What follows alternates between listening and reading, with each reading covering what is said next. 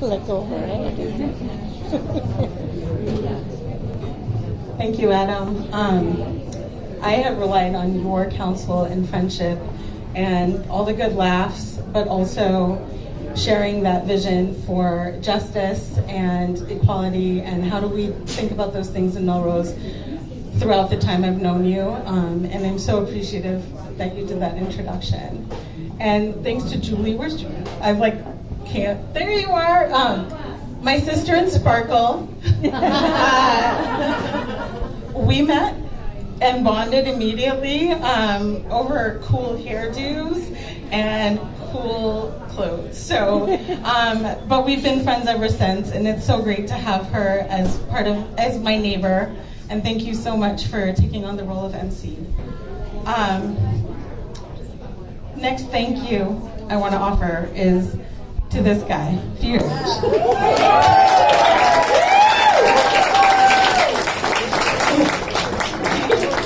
He's hiding, but he has been my biggest support system, along with my husband Ravi. Where is he? There he is.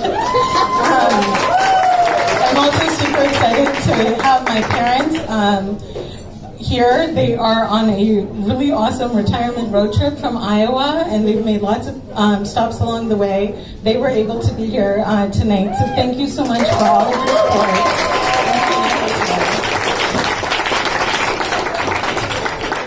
I have a lot of thank yous, and then we'll get through all those, but I really, really, really appreciate all of you for being here, and I want to take that time. Bethany, Miles, and Bethany, Miles, and Callan are my team. They have become family overnight, and we have a broader team who have all helped out to volunteer and make sure this event goes really smoothly. So I also want to recognize Jean and Corey Allen, Kelly Tome, Alan Leo, Becky Gilding, James Talbot, Katie Rigby, Alessia Pari. Thank you all for making everybody feel welcome tonight. This is going to be a huge team effort, and I just really, really appreciate it. We have a birthday in the room. Allie over here. I'm embarrassing you for a second. I'm so happy that you've chosen to spend your 21st birthday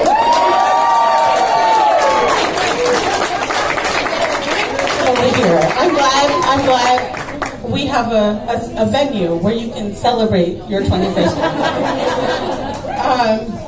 And then, sorry, I keep doing that. I also want to acknowledge we have a few candidates and elected officials in the room. School committee member Liz DeSelm,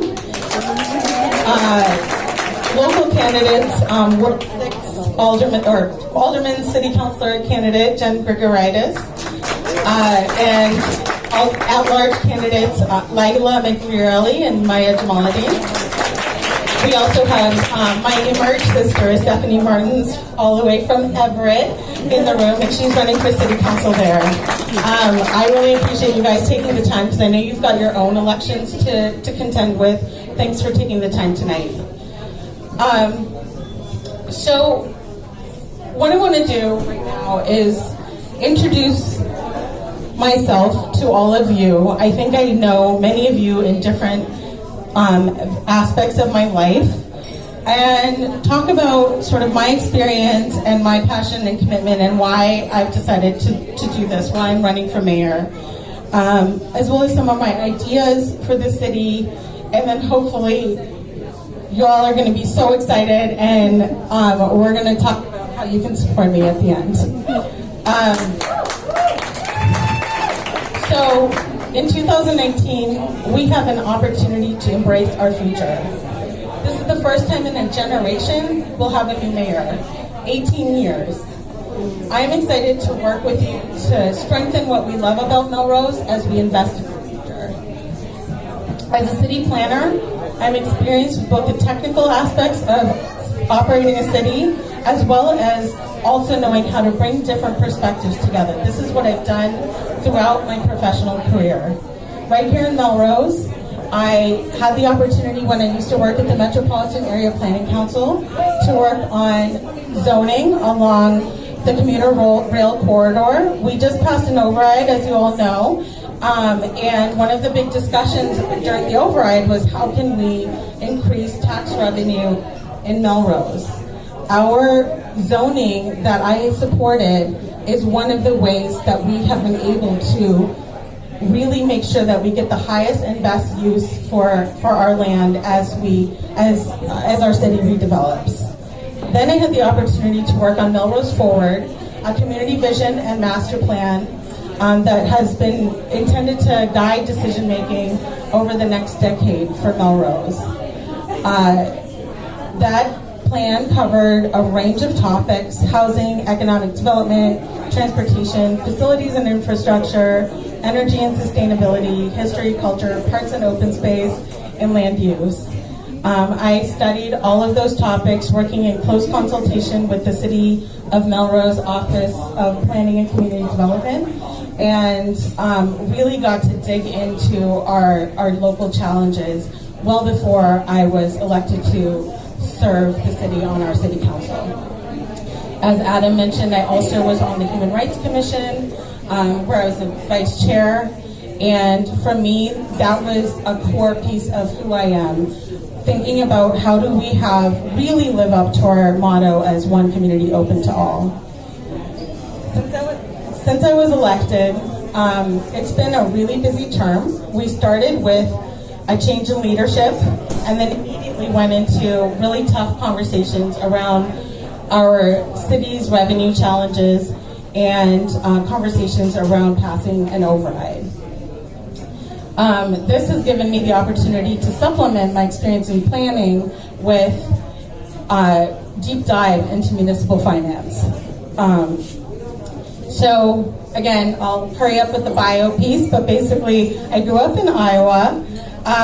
In high school, I got to participate in our strategic planning committee for our school district, and that was a catalytic moment for me.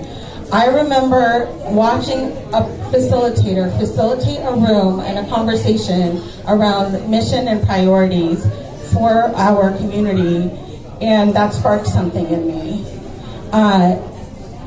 Then in college, I was a resident assistant where my job was to build community among college freshmen who were roommates for the first time and had been away from home for the first time.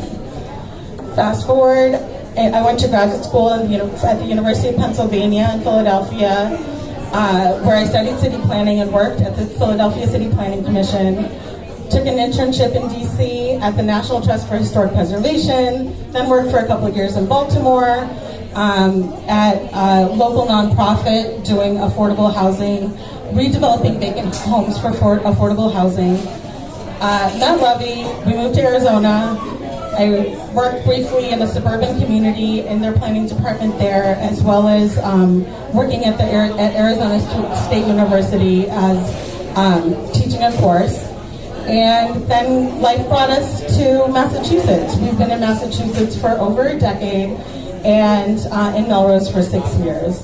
During that time, I worked at the Metropolitan Area Planning Council, which is the regional planning agency for Greater Boston, where I had the opportunity to work on a range of projects: downtown revitalization, affordable housing, greenhouse gas reduction, complete streets, planning for facilities, planning for historic preservation, you name it, those things come up when you're a planner. A lot of that role was related to convening groups of people.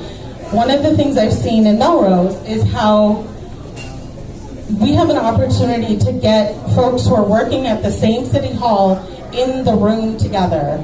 I've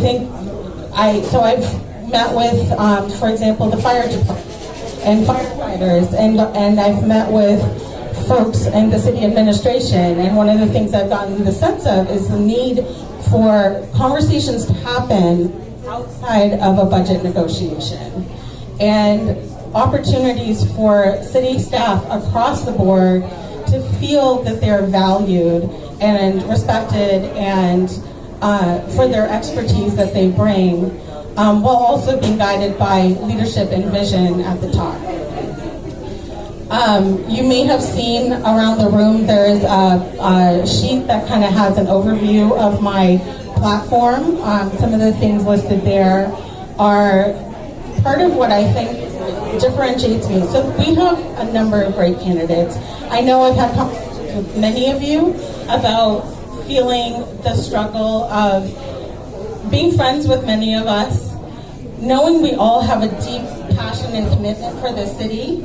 I believe what makes me a great candidate is the approach I will bring to this role.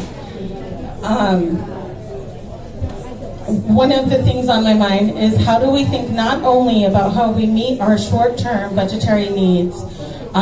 We are required to balance the budget every year, right? So we have to think about our local economy. But one of the things I think that came up in the last couple of years is how do we also plan for the long term?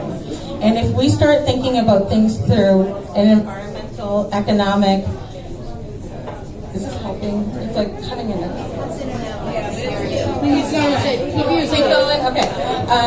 Environmental, economic, social equity, and health framework, then we will be able to make those long-term decisions better. We won't just be thinking about meeting our bottom line on June 30th. We will be thinking about what the next 10 years bring ahead for us. What do our kids need? What do our seniors need? What do folks of all ages and abilities and backgrounds need to support our thriving community?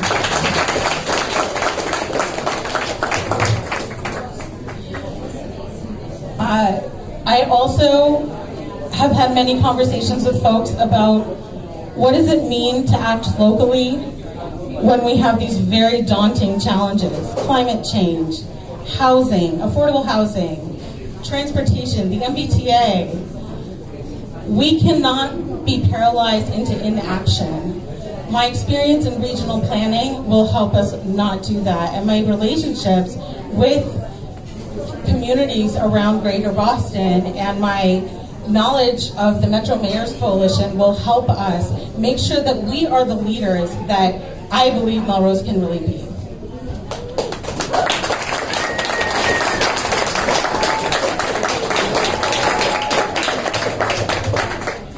We're weighing a ton of really challenging needs in our city. Yes, we passed an override, and I wish I could tell you that's the end of the story. We're good.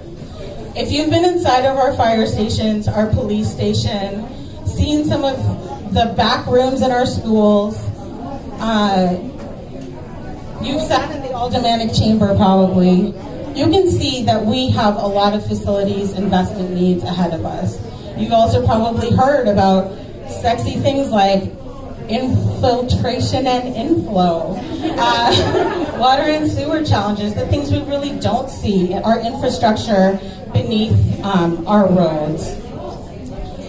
We have to have some tough conversations in this community about how we invest in all those things.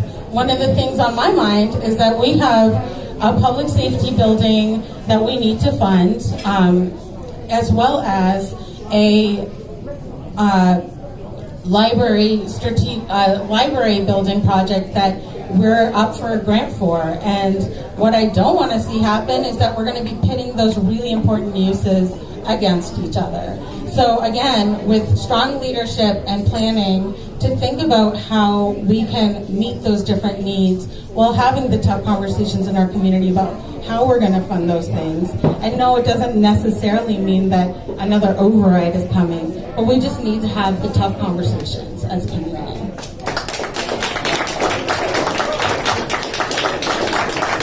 One of the things I was going to talk about is the really antiquated phone system at City Hall, but thankfully we just passed $100,000 in our end of the year budget to make sure that quarter century system gets upgraded, which is going to help our communications infrastructure for the community. But I think there's a lot in our city that we have an opportunity to think about how can we be really meeting the needs of 2020 and beyond. I think we can communicate our budget better. I think have a lot of really hardworking, dedicated personnel at City Hall. I think one of the challenges, and something that, again, that came up in our conversations around the budget, is are there ways we can make the information around budget and infrastructure more accessible to the public, but also give the public more opportunities to weigh in? Most of the time, I thrive in public process. I shouldn't say most of the time. I love public process. Anybody who's seen me, I have some coworkers, former coworkers here, who have seen me like buzzing around the office when I have a big public meeting to get ready for. I thrive on community participation, and I want to bring more of that to City Hall.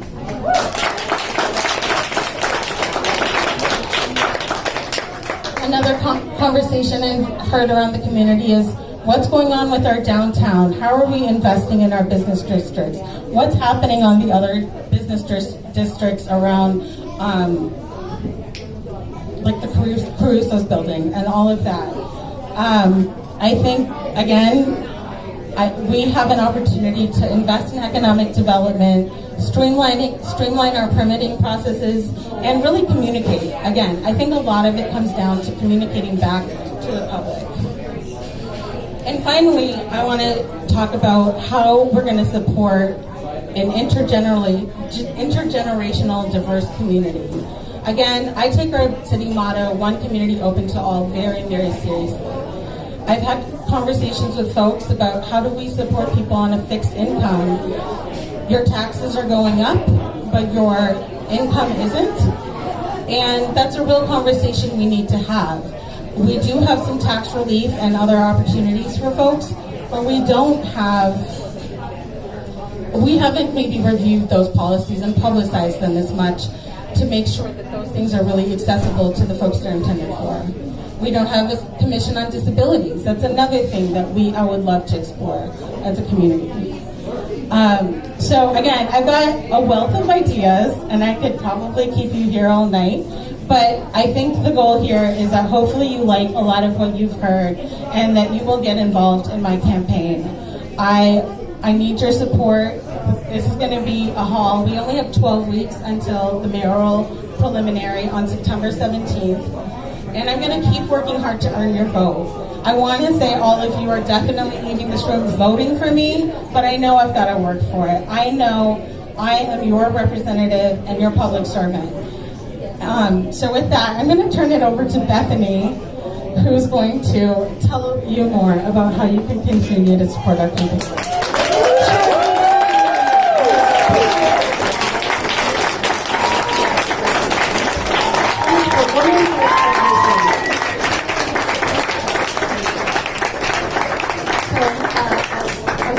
My name is Bethany Czerny. I'm Manisha. I have the honor and privilege of being Manisha's campaign manager.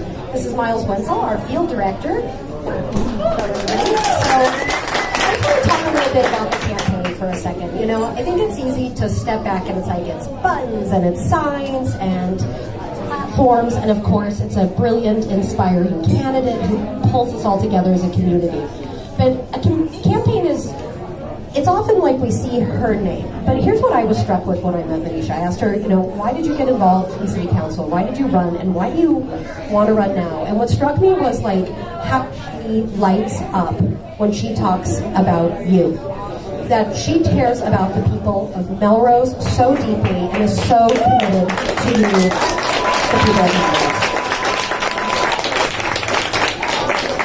And so that really is what a campaign comes down to. It comes down to you. Yes, you will be in the voting booths. You will be making a decision, but that's not where your contribution ends.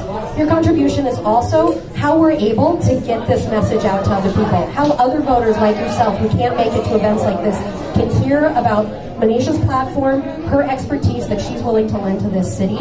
So that is also how you get involved with Miles here, who's our field director. So if you want to be boots on the ground, knocking on doors, making calls, having house parties to share information with your neighbors, get in touch with Miles, please. And of course, the other part, there's a lot of things in this world that are more important than money, but they all cost money. Your kids are really important. They're more important than money, but they cost money. And a campaign does cost money. And it's not just badges and pins. You as contributors and supporters, are investing in a vision of Melrose. You are investing in putting the best woman for the job in City Hall. Take a stake. Absolutely. Take a stake. Become a shareholder. This is your opportunity, not to just invest in Manisha, but to invest in yourselves and in Melrose. So I ask you to open those wallets, dig deep, pull out those checks. We also take credit cards. Even if you've donated, maybe you can dig a little deeper and give a little bit more. You will help how this race happens, how we get the information out, and then it comes down to you. Invest in yourselves, Melrose, and invest in Manisha, who is the woman who will take us to mayoral and a Melrose future we can all be very proud. Thank you so much.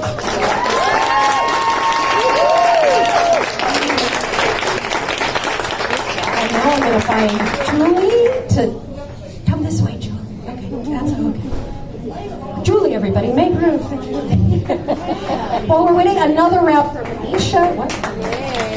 Sound check. Oh, sound check? Saturday, volunteer. Saturday, of course. Oh my gosh, I have one job. This Saturday, please come and join us. So for that boots on the ground, are you ready to get out there and get the word out? Please join us for our volunteer kickoff happening this Saturday, starting at 9:30 at 330 Grove Street. Manisha's home, where she is opening up the doors. We'll have a breakfast and kind of go over different opportunities of how you can get involved. So even if knocking doors isn't your thing, we have what is your thing to do, I promise. So please come and join us for the volunteer kickoff Saturday, 9:30 a.m. And with that, thank you again so much for coming out, and thank you, Manisha, for this amazing opportunity. We love you.